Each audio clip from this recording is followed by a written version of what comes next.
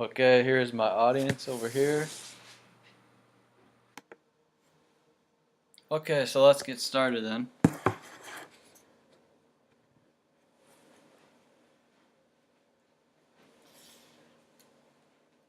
Alright, I'm Sean Snow. I'm the manager here at A1 Radiator. Today I'm going to train you guys on how to conduct an oil change.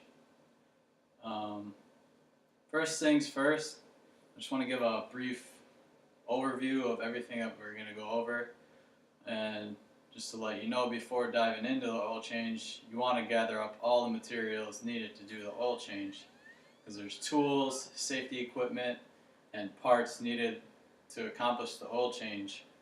So you're going to need safety equipment, wrenches, a lift, and if you don't have a lift, you can use a hydraulic jack. But here at the shop, we have a hydraulic lift, so we're good right there. Funnel, the oil recommended by the owner's manual, and then the oil drip pan. So the oil change procedure that I'm going to show you will work for all vehicles. Of course, every vehicle is going to be different because, let's face it, there's foreign cars, domestic cars, so the oil is going to be different and the oil filters are also going to be different sizes. All you have to do is refer to the owner's manual.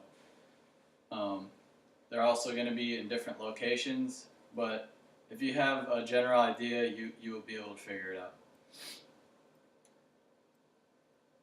Okay, so for the tools, it's going to be different size. The bolts are going to be different size. But for this instance, I'm going to say that this vehicle needs a 13 millimeter socket size bolt.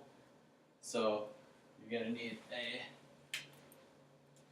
13 millimeter socket right here, a wrench ratchet, which goes with the socket. You're going to need an oil filter wrench, this. You're also going to need an oil drip pan to catch all the oil that you're going to drain out. You're going to need your funnel so that when you pour the new oil in, you can actually get it in the hole really good. So for the equipment that you need, you're going to need a lift to get the vehicle up above you so you can work on it underneath you, or so you can work on it and it can be over you. And if we didn't have a lift, say the lift was broken, we would use ramps I've used at home, or also a hydraulic jack, which was used in the olden days. So for your safety equipment, when you conduct the oil change, because you don't want anything to splash in your eyes or even get on your hands, because it's kind of hard to get off and it smells pretty bad. So you're going to want some Z87 safety goggles. These ones wrap all the way around your eyes so they cover your eyes, and on the front and on the sides they say Z87. We have them here at the shop. And also you're going to want some mechanics gloves, or you can use 8mm nitrile gloves. They're like nylon basically, really thick gloves. We also have those here. So for your supplies, you're going to need your oil and an oil filter. For both your oil and your oil filter, you're going to go to the owner's manual, which is in the glove box of the car most of the time. Otherwise, we have a really big book of all owner's manuals.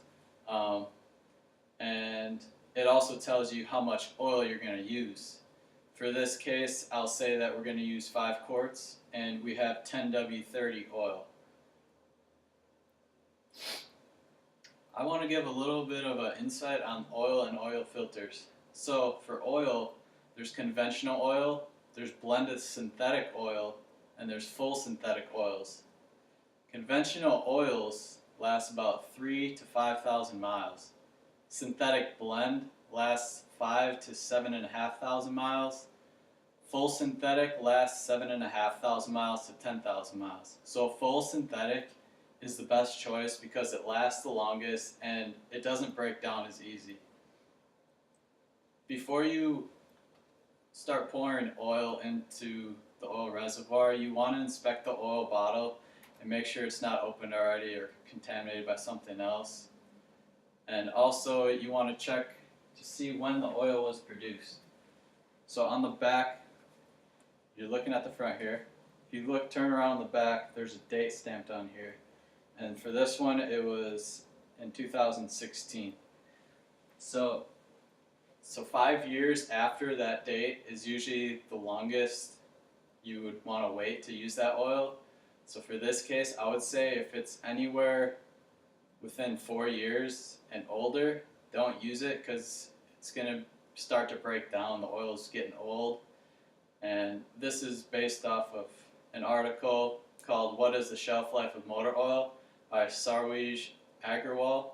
He did it in November 18, 2015 at www.yourmechanic.com.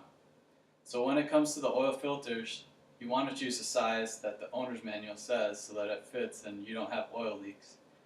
And also if you put conventional oil in your car, get a conventional oil filter. And vice versa, if you get full synthetic oil, you're going to want to put a full synthetic oil filter on there so it lasts just as long as the oil. And also I got all of the longevity of the oils off of Conventional Oil, Synthetic, or Synthetic Blend article. What's the correct engine oil for your vehicle? And it was posted on August 17, 2011 by Bob Weber from autoserviceprofessional.com. So these are the steps that you're going to want to do to get the oil change completed. First thing, you want to drive the car onto the lift. Next step is you want to lift the car up. After that, I would say put on your safety glasses and your gloves before you get started, before any oil starts to drip on you.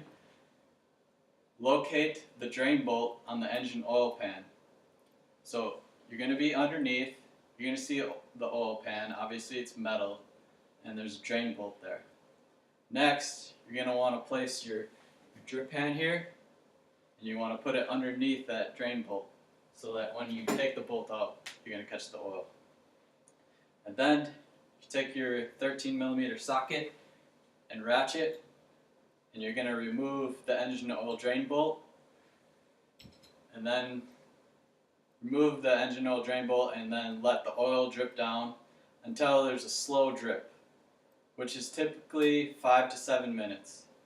Also, when you take the drain bolt out, don't let it fall in the oil drip pan. You want to hold on to it.